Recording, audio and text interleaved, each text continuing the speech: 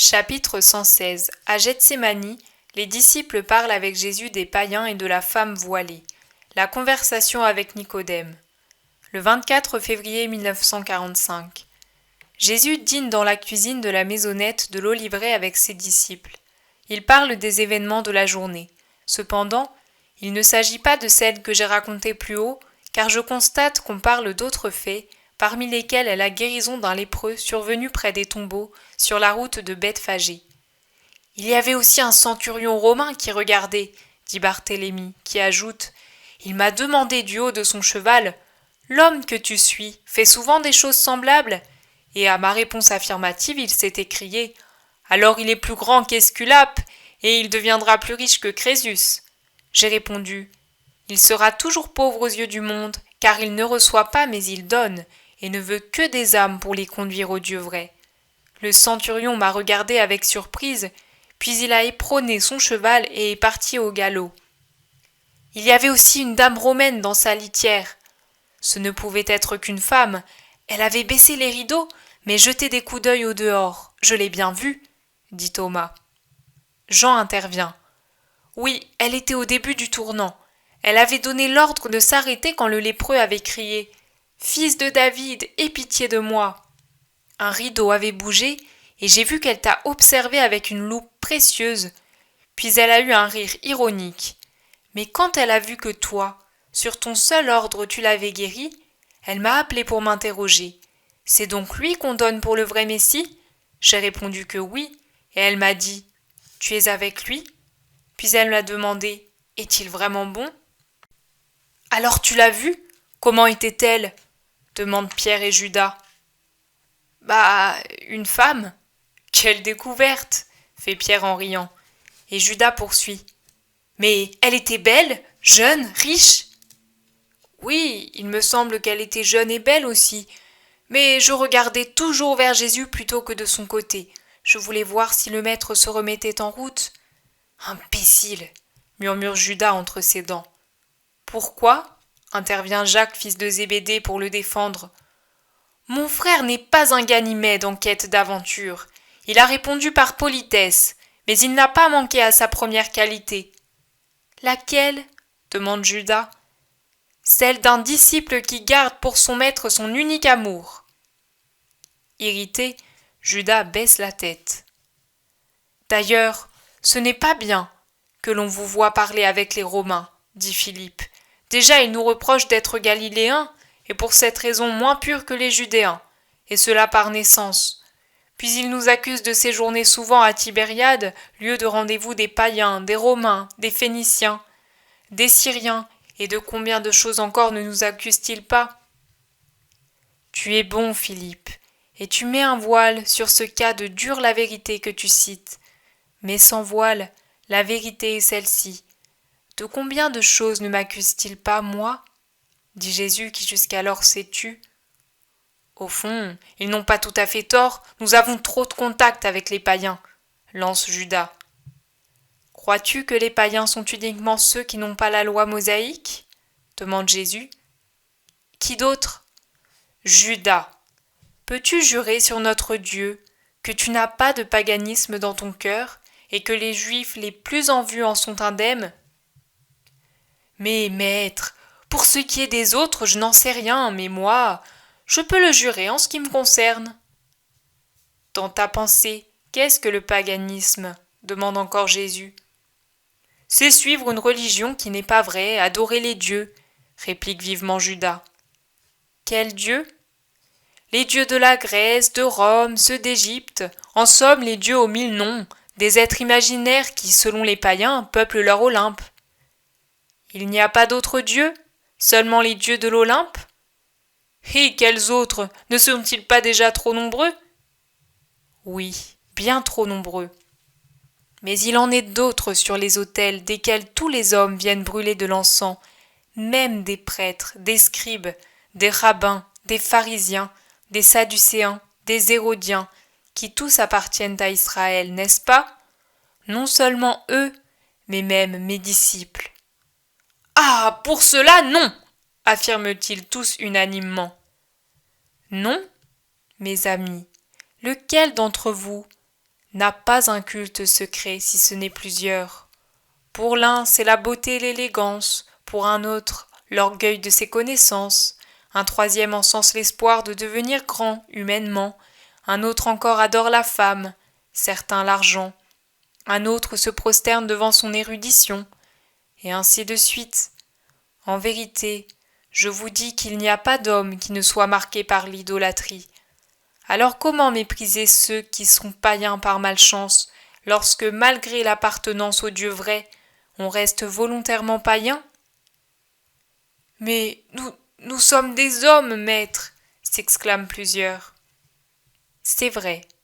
Mais alors, ayez de la charité pour tous, car moi, je suis venu pour tous, et vous n'êtes pas au-dessus de moi.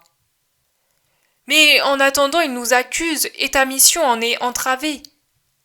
Elle ira quand même de l'avant. Pierre, peut-être parce qu'il est assis à côté de Jésus, est tellement aux anges qu'il en est tout miel. À propos des femmes, voici quelques jours qu'une femme toute voilée ne cesse de nous suivre. En fait, depuis que tu as parlé la première fois à Béthanie, après le retour de Judée, j'ignore comment elle fait pour connaître nos intentions. Je sais qu'elle est presque toujours là, soit après les derniers rangs de gens qui t'écoutent si tu parles, soit derrière ceux qui te suivent si tu marches, ou encore derrière nous quand nous allons t'annoncer dans les campagnes. À Béthanie, la première fois, elle m'a murmuré derrière son voile. « Cet homme qui va parler, c'est bien Jésus de Nazareth ?» Je lui ai répondu que oui, et le soir même, elle était derrière un tronc d'arbre à t'écouter. Puis, je l'avais perdu de vue, mais maintenant, ici à Jérusalem, je l'ai vue 2 ou 3 fois. Aujourd'hui, je lui ai demandé « As-tu besoin de lui? Tu es malade? Tu veux une obole ?» Elle m'a toujours répondu non par un signe de tête, car elle ne parle avec personne. Un jour, elle m'a demandé « Où habite Jésus ?» dit Jean, et je lui ai répondu à Gethsémani. « Bravo, imbécile !» lance Judas en colère. « Il ne fallait pas, tu aurais dû lui répliquer « Dévoile-toi, fais-toi connaître et je te le dirai !» Mais depuis quand devons-nous demander cela ? S'exclame Jean simple et innocent. Les autres, on les voit. Celle-là est toute voilée. C'est peut-être une espionne ou une lépreuse. Elle ne doit pas nous suivre et savoir quoi que ce soit. Si c'est une espionne, c'est pour nous faire du mal. Peut-être est-elle payée par le Sanhédrin. Ah, le Sanhédrin utilise de tels procédés ? Demande Pierre. En es-tu sûr ? Absolument certain. J'ai appartenu au temple et je sais. Ça, par exemple, commande Pierre. La raison que le maître vient de nous indiquer lui va comme un gant. Quelle raison ? Judas est déjà rouge de colère. Que même parmi les prêtres il y a des païens. En quoi cela a-t-il à voir avec le fait de payer un espion ? C'est tout simple. Pourquoi payent-ils ? Pour abattre le Messie et assurer leur triomphe. Ils s'élèvent donc sur l'autel avec leur âme malpropre sous une apparence pure, répond Pierre avec son bon sens populaire. Bon, en somme, abrège Judas, cette femme est un danger pour nous ou pour la foule. Pour la foule si c'est une lépreuse, pour nous si c'est une espionne. Ou plutôt pour lui, tout au plus, réplique Pierre. Mais s'il lui tombe, nous tombons aussi ? Ha ha, fait Pierre en riant. Si on tombe, l'idole tombe en morceaux. On a risqué son temps, sa réputation et peut-être sa peau, et alors, il faudrait vaut mieux chercher à empêcher la chute ou s'éloigner à temps, n'est-ce pas ?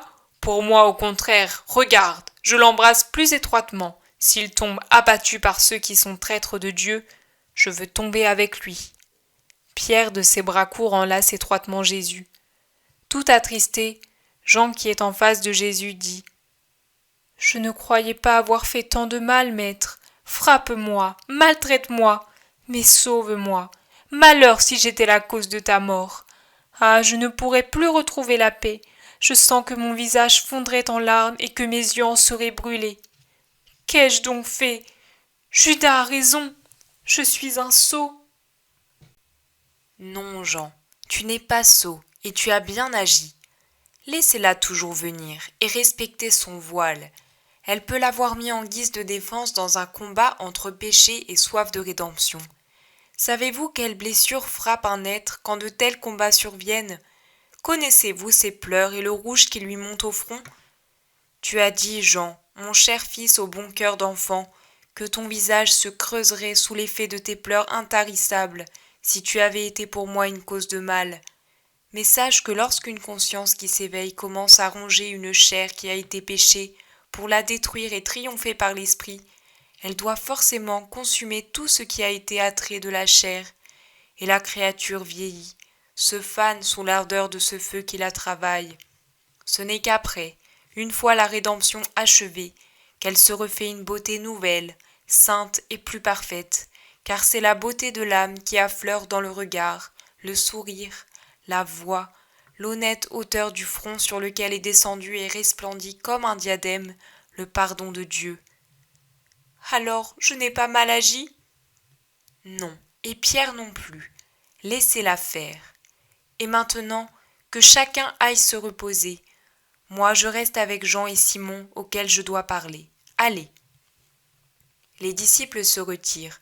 Peut-être dorment-ils dans la pièce du pressoir à olives. Je ne sais.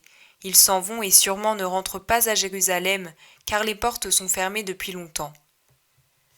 Tu as dit, Simon, que Lazare t'a envoyé Isaac avec Maximin aujourd'hui, pendant que j'étais près de la tour de David. Que voulait-il? Il voulait te dire que Nicodème est chez lui et qu'il voulait te parler en secret. Je me suis permis de dire qu'il vienne, le maître l'attendra de nuit. Tu n'as que la nuit pour être seul, c'est pour cela que je t'ai dit. Congédie tout le monde sauf Jean et moi.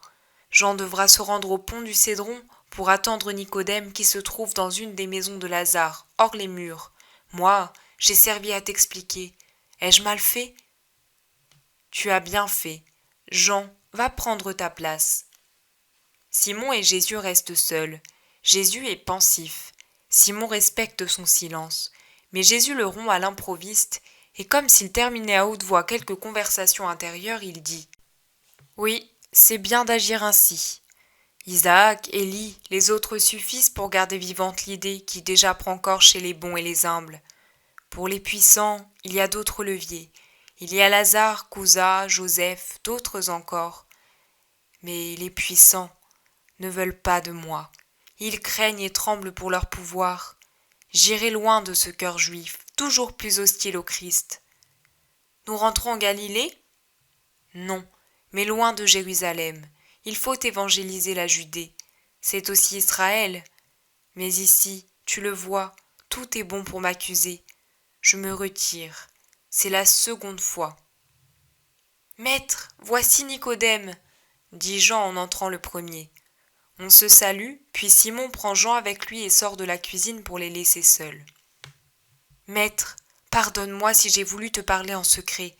Je me méfie pour toi et pour moi de beaucoup de gens. Ma conduite n'est pas uniquement lâche. Il y a aussi de la prudence et le désir de t'aider, plus que si je t'appartenais ouvertement. Tu as beaucoup d'ennemis. Je suis du petit nombre de ceux qui ici t'admirent. J'ai pris conseil auprès de Lazare. Lazare est puissant par sa naissance.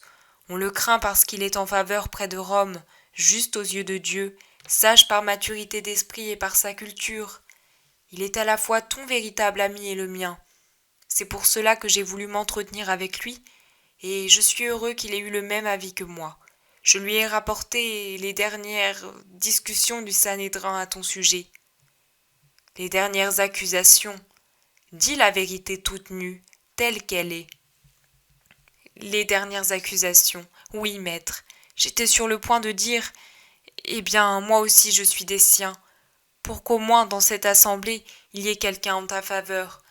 Mais Joseph qui s'était approché de moi m'a dit tout bas « Tais-toi, gardons secrète notre manière de voir, je te parlerai après. » Et à la sortie il m'a dit « Oui, réellement, cela vaut mieux ainsi. S'ils savent que nous sommes disciples, ils nous tiendront à l'écart de leurs pensées et de leurs décisions. Ils peuvent lui nuire et nous nuire. S'ils pensent que nous sommes simplement intéressés par son enseignement, ils n'agiront pas en cachette de nous. » J'ai compris qu'il avait raison. Ils sont tellement mauvais. J'ai encore mes intérêts et mes devoirs. Et Joseph aussi. Tu comprends, maître. Je ne vous fais aucun reproche. Avant que tu n'arrives, je disais cela à Simon. J'ai également décidé de m'éloigner de Jérusalem.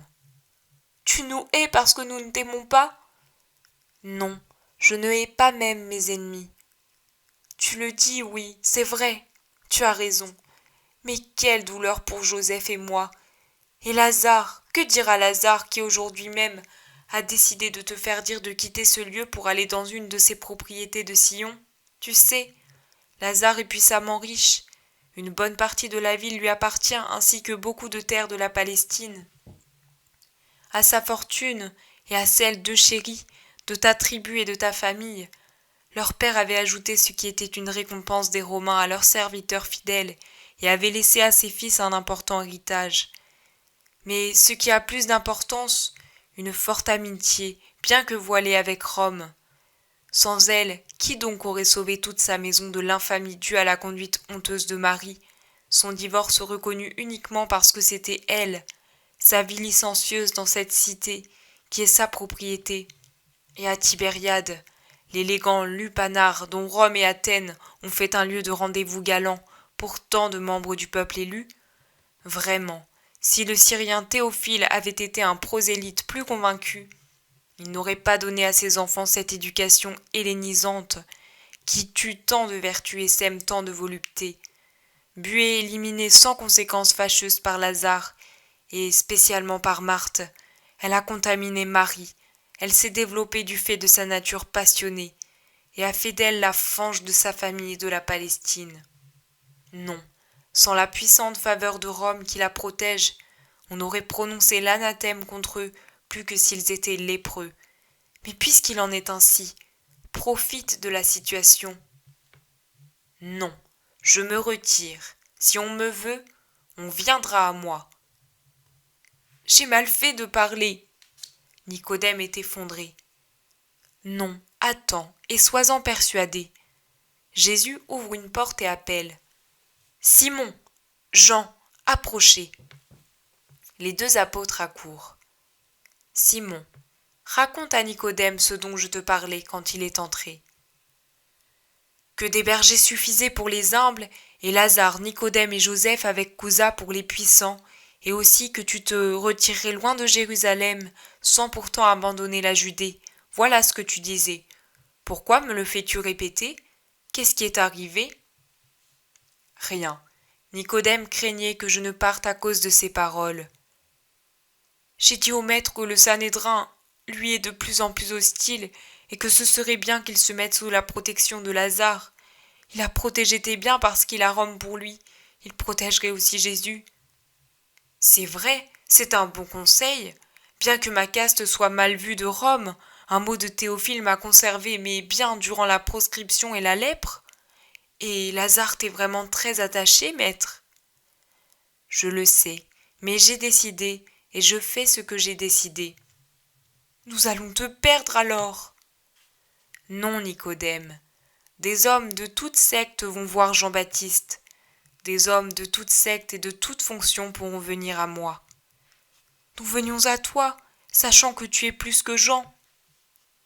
Vous pourrez continuer à le faire.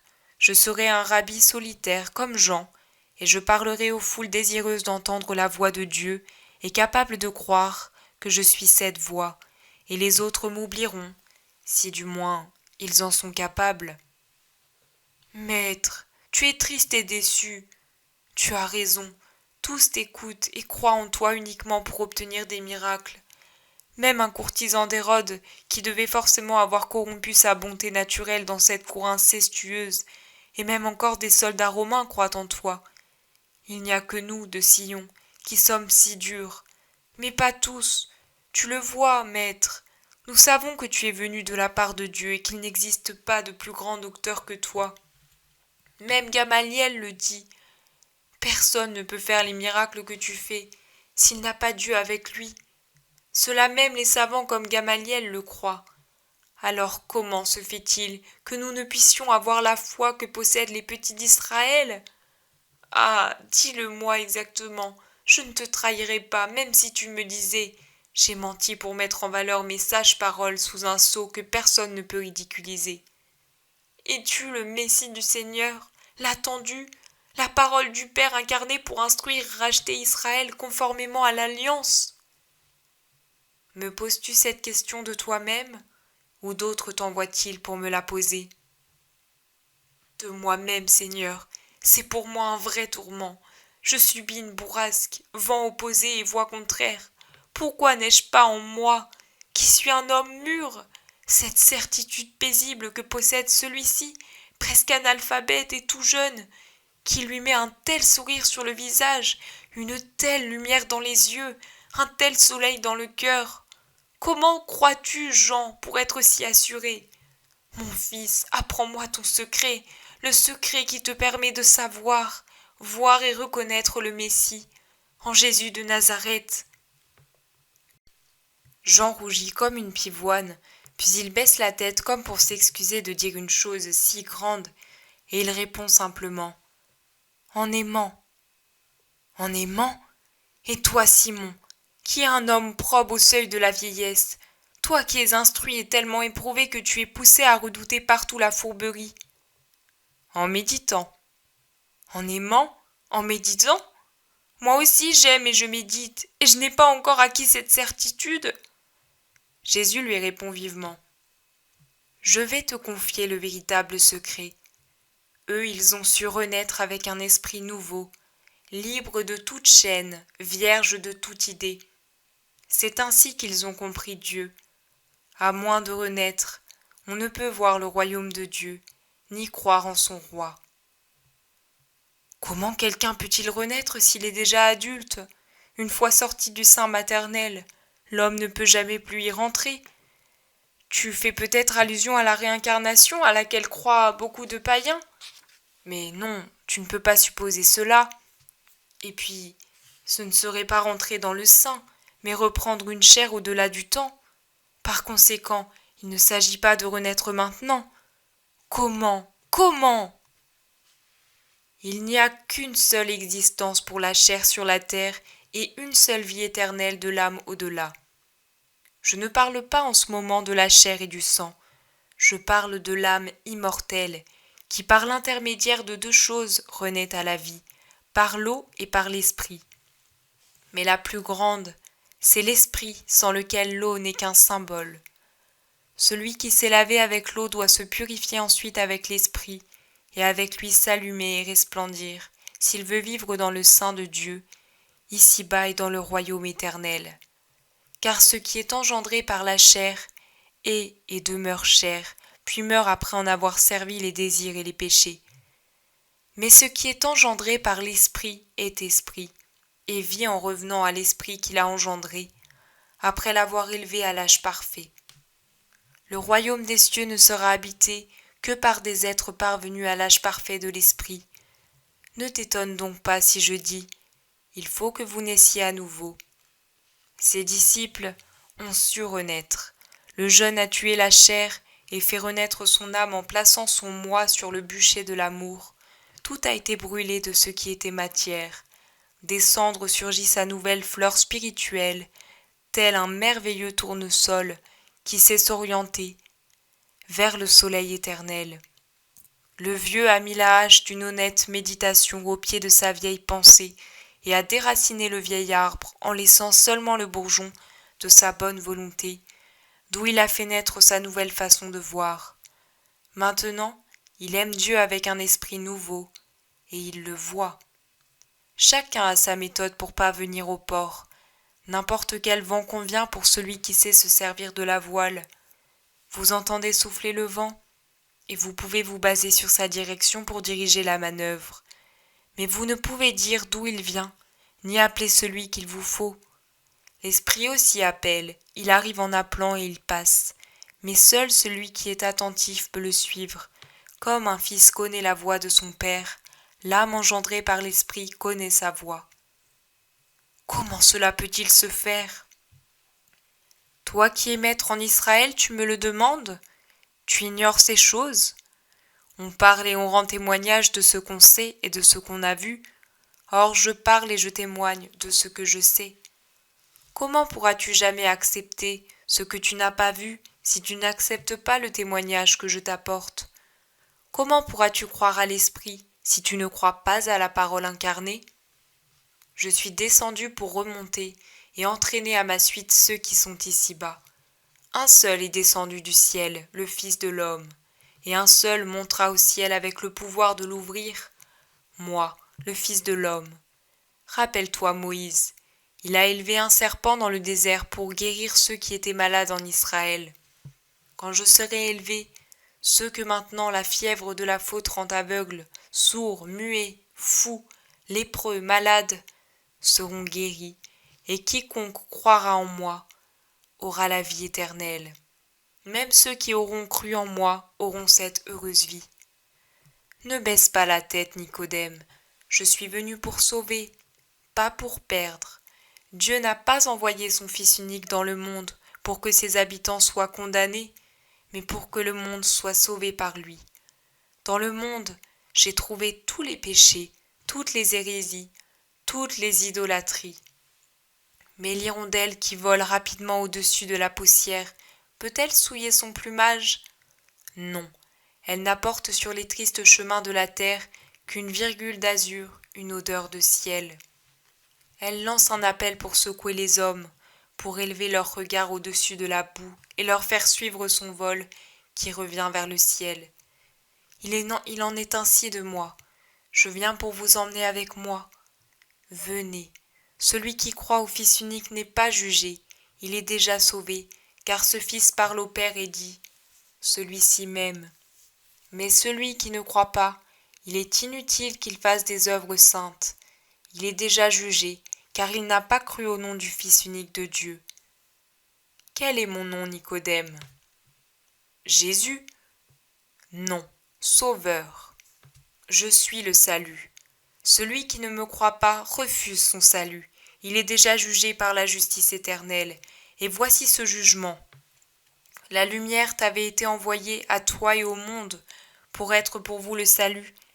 Mais toi et les autres hommes avez préféré les ténèbres à la lumière, parce que vous préfériez les œuvres mauvaises auxquelles vous étiez habitués, aux bonnes œuvres auxquelles il fallait s'attacher pour devenir saints. Vous avez haï la lumière parce que les malfaiteurs aiment les ténèbres pour commettre leurs crimes, et vous avez fui la lumière pour qu'elle ne vous révèle pas vos plaies cachées. Ce n'est pas spécialement à toi que je m'adresse, Nicodème, mais c'est la vérité, et la punition sera en proportion de la condamnation pour l'individu et pour la collectivité. Quant à ceux qui m'aiment et mettent en pratique les vérités que j'enseigne, en naissant donc une seconde fois par une naissance plus réelle, je dis que loin de craindre la lumière, ils s'en approchent, car cette lumière augmente celle par laquelle ils ont été primitivement éclairés. C'est une gloire réciproque qui réjouit Dieu en ses fils et eux à leur tour en leur Père. Non, les fils de la lumière ne craignent pas d'être illuminés. Au contraire, ils disent dans leur cœur et par leurs œuvres, non pas moi, mais le Père, le Fils, l'Esprit ont accompli le bien en moi.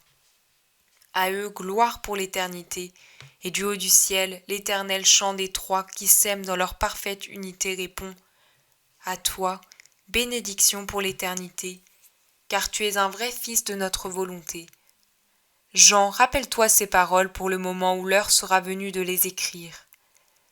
Nicodème, es-tu convaincu? Maître, oui, quand pourrais-je te parler encore? Lazare saura où te conduire. J'irai chez lui avant de m'éloigner d'ici. Je m'en vais, maître. Bénis ton serviteur. Que ma paix soit avec toi. Nicodème sort avec Jean. Jésus se retourne vers Simon. Vois-tu l'œuvre de la puissance des ténèbres? Telle une araignée, elle tend son piège, englue et emprisonne celui qui ne sait pas mourir pour renaître papillon. Avec assez de force pour déchirer la toile ténébreuse et passer outre, emportant en souvenir de sa victoire des lambeaux, de la toile tout éclairée sur ses ailes d'or, comme des oriflammes et des étendards pris à l'ennemi. Mourir pour vivre, mourir pour vous donner la force de mourir. Viens te reposer, Simon, et que Dieu soit avec toi. Tout prend fin.